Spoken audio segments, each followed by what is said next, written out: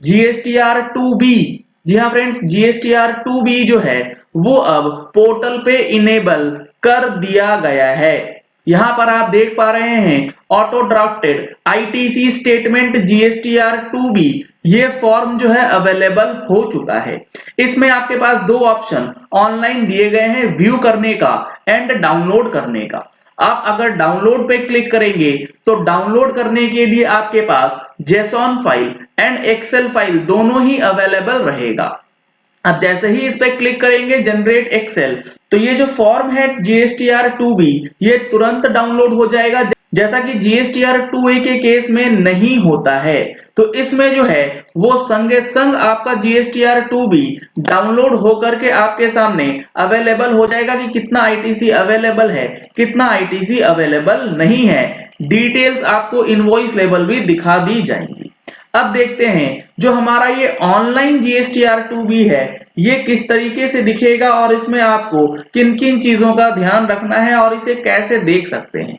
अब हम लोग चलेंगे व्यू पे और ऑनलाइन जीएसटीआर 2B जो है वो हम लोग देखेंगे। यहां पर आप देख पा रहे हैं जनरेशन डेट 28 अगस्त 2020 का दिया गया है, यानी कि ये जो स्टेटमेंट जनरेट हुई ये 28 अगस्त 2020 को किया गया। सिमिलर पैटर्न पे जो आपका जीएसटीआर 9 का टेबल 8A है उसमें भी input tax credit table 8A का बाइफरकेशन जो है अवेलेबल करवा दिया गया है। तो इनपुट टैक्स क्रेडिट से रिलेटेड काफी सारे चेंजेस जो हैं जीएसटी पोर्टल पे किए गए। सर ये टेबल 8A ऑफ जीएसटीआर 9 क्या है? तो इसके लिए जो हमारा ऑनलाइन वेबिनार ऑर्गेनाइज किया गया है 6 सितंबर 2020 को, जो कि रीशेड्यूल हुआ है 30 अगस्त की जगह पे 6 सितंबर 2020 को, यानी कि नेक्स्ट संडे को। अगर आपने इसके लिए अभी तक रजिस्ट्रेशन नहीं कराया है, जिसमें हम लोग जीएसटीआर 9 की फाइलिंग और टेबल 8A ऑफ जीएसटीआर 9 की जो एनालिसिस है वो करने वाले हैं, रजिस्ट्रेशन के लिए आप इस नंबर पे कॉल कर सकते हैं।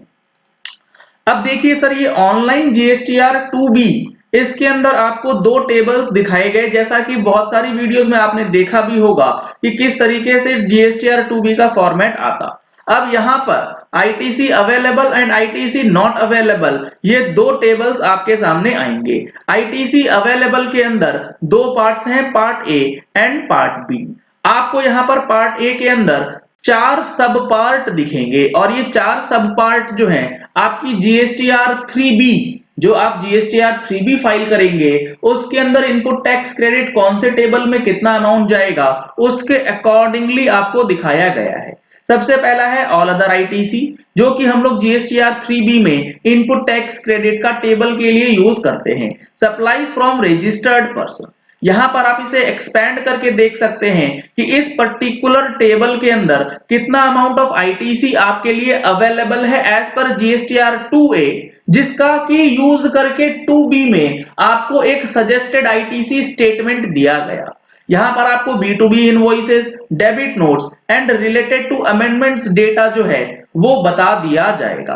अगर आप इकट्ठा सारे टेबल्स को एक्सपेंड करना चाहते हैं तो आप यहां पे क्लिक करेंगे एक्सपेंड ऑल, तो जितने भी टेबल्स हैं सारे डिटेल्स एक्सपेंड हो जाएंगे। अगर आपको टेबल वाइज एक्सपेंड करना है तो आप अकॉर्डिंगली क्लिक करके चेक कर सकते हैं। अब आपको चेक करना है कि B2B इनवॉइसेस में क्या डिटेल्स अवेलेबल है, तो आपके पास दो ऑप्शन है, या तो आप इसे डायरेक्टली क्लिक कर लें, यहां पर आपको डिटेल्स जो है अवेलेबल करवा दिया जाएगा कि आपके सप्लायर ने, जो आपका सप्लायर है जिससे आपने परचेज किया है, उन्होंने अपनी जीएसटीआर 1 कब अपलोड करी है। जैसे कि ये एक पर्टिकुलर जीएसटिन है जिसका ट्रेड नेम, इनवॉइस नंबर, ये सारा डिटेल्स यहां पर दिया गया। इनवॉइस टाइप क्या है, इनवॉइस की डेट क्या है। अब यहां पर देखिए जो इनवॉइस डेट है वो है 2 जुलाई 2020। इनवॉइस वैल्यू जो हमारे पास है वो है 35,000 रुपए की। प्लेस ऑफ सप्लाई दिया गया है, सप्लाई अट्रैक्टिंग रिवर्स चार्ज है या नहीं उसका डिटेल्स आपके सामने अवेलेबल है। टोटल टैक्सेबल वैल्यू कितना है वो डिटेल्स आपके सामने अवेलेबल है। लेकिन ये सारे डिटेल्स के साथ जो मोस्ट इंपॉर्टेंट डिटेल जो अभी तक अवेलेबल नहीं होती थी, ये आपको बताएगा कि ये जो जीएसटीआर इनवॉइस है वो कौन से मंथ का है। आप देख रहे हैं ये जुलाई 20 का है और इसने जीएसटीआर 1 कब फाइल किया है। जीएसटीआर 1 की फाइलिंग डेट अब आपको यहां पर बता दी जाएगी। ये तो हो गया जुलाई महीने का इनवॉइस। एक बार हम लोग चेक करते हैं 1920 का कोई इनवॉइस। यहां पर आप देख पा रहे हैं एक पर्टिकुलर इनवॉइस है जो कि है तो ये 13 मार्च 2020 का, लेकिन इसे अपलोड कब किया गया अगर आप वो चीज चेक करेंगे तो ये मार्च 20 का GSTR1 था। इसने फाइल किया है 22 जुलाई 2020 को, इसीलिए यहां पर ITC अवेलेबिलिटी जो है वो यस दिखा रहा है। इसका मतलब आप इसका इनपुट टैक्स क्रेडिट क्लेम कर सकते हैं। सर कौन से महीने में, मार्च महीने में करें या जुलाई महीने में? अगर आपको मार्च महीने में इनवॉइस मिल गया है तो आप मार्च महीने में उसका इनपुट टैक्स क्रेडिट जो है वो क्लेम कर सकते हैं। इस तरीके से सारी डिटेल्स आपको यहाँ पर अवेलेबल करवा दी जाएंगी। अब यहाँ से आप रिकंसिलिएशन जो है बहुत ही आसानी से कर पाएंगे। और जो इसमें एक और फैसिलिटी दी गई है, यहाँ पर फिल्टर की फैसिलिटी आपको दे दी गई है। लेट सपोज आपको चेक करना है कि आप इनवॉइस टाइप सिर्फ और सिर्फ रेगुलर का सर्च करना चाहते हैं तो आप इसे रेगुलर करके अप्लाई कर सकते हैं। जितने रेगुलर इनवॉइसेस हैं वो आपको दिखा दिए जाएंगे। या फिर आप फिल्टर लगाना चाहते हैं कि आपका जो इनवॉइस डेट है वो कब से कब तक का अवेलेबल हो आपके रिपोर्ट के अंदर, तो यहां पर आप डाल सकते हैं जैसे 1 जुलाई से लेके 31 जुलाई 2020 तक के जितने इनवॉइसेस हैं सिर्फ उसी का रिपोर्ट दिखाया जाए। तो अब आप देखेंगे जितने भी इनवॉइसेस होंगे वो सिर्फ जुलाई के महीने के इनवॉइसेस जो हैं वो आपको दिखा दिए जाएंगे for the purpose of easy reconciliation. तो यहाँ पे आपको फिल्टर का ऑप्शन भी दिया गया है जिसकी मदद से आप अपने हिसाब से डेटा जो है वो पॉपुलेट करवा सकते हैं। सिमिलर पैटर्न पे जो हमारा डिटेल्स है जहां पर हम लोगों को ये बताया जाता है कि ITC अवेलेबल है, वहीं पर यह भी बता दिया जाएगा कि ITC अवेलेबल जो है वो कौन सा नहीं है। तो ITC नॉट अवेलेबल के लिए आपको इस टेबल पे जाना है और यहां पर एक्सपेंड करेंगे तो बाकी डिटेल्स आपको यहां दिखा दी जाएंगी।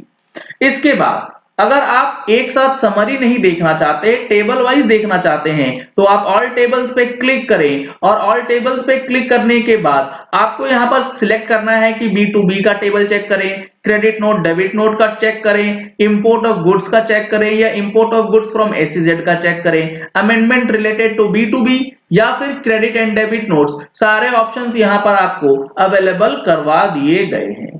सप्लायर वाइज डिटेल्स या डॉक्यूमेंट वाइज डिटेल ये भी आपको देखने को मिलेगा और यहां पर आप सप्लायर वाइज डेटा भी चेक कर सकते हैं कि आपके कितने सप्लायर ने GSTR1 फाइल किया है और कितने इनवॉइसेस एक पर्टिकुलर सप्लायर ने आपके लिए अपलोड किया है ताकि आप उसका इनपुट टैक्स क्रेडिट क्लेम कर लें। यहां पर इन्होंने एडवाइजरी भी लिख करके दी है। एडवाइजरी में किया है कि आपका जो GSTR2B है उसका कट ऑफ डेट क्या दिया गया।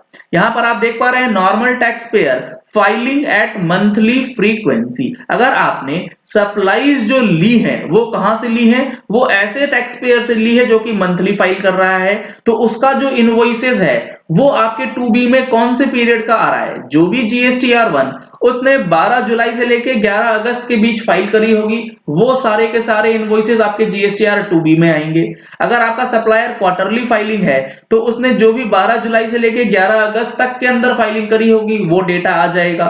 नॉन रेजिडेंट टैक्स पेयर से अगर आपने कोई इनवर्ट सप्लाई लिया है जिसने GSTR5 या फिर इनपुट सर्विस डिस्ट्रीब्यूटर जिसने GSTR6 लगाई होगी तो अकॉर्डिंगली 12 जुलाई से लेके 11 अगस्त तक का डेटा जो है वो पॉपुलेट हो जाता है।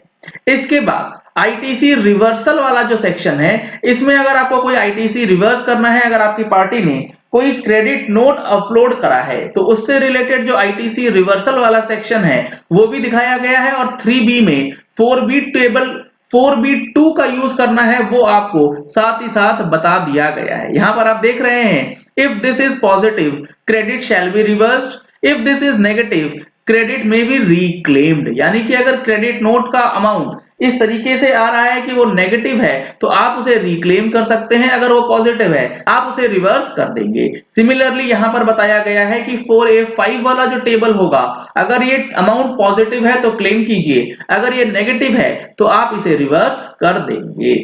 तो ये काफी बड़ा अपडेट, काफी अच्छा अपडेट GST पोर्टल के अंदर कर दिया गया है जिसकी यूज करके अब आप ITC को अच्छे से क्लेम कर सकते हैं।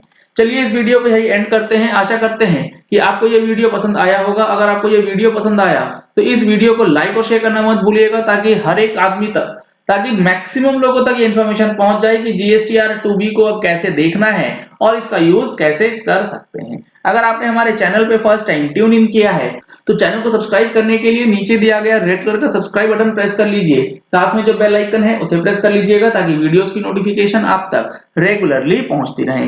Thank you and have a nice day.